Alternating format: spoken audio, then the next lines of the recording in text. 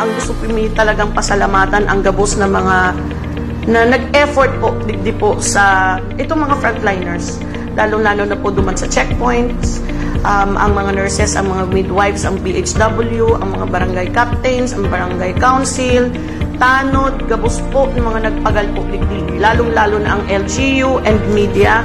Salamat po sa Indo gabos, na kung bako po sa Indo, dai po ini magiging successful. Sa gabos man po na mga nagsusunod sa policy, salamat man po sa Indo, tadai na po kamo nagpapadipisil sa mo. We did not choose this. And we need your help to combat this crisis. Daimi po kakayanon ini, pagdai po kamo magtabang sa mo. Mas maray na po yan na magsunod na lang po kita para makombat na po ini COVID-19. So again, I would like to reiterate, we need your help. Please help us.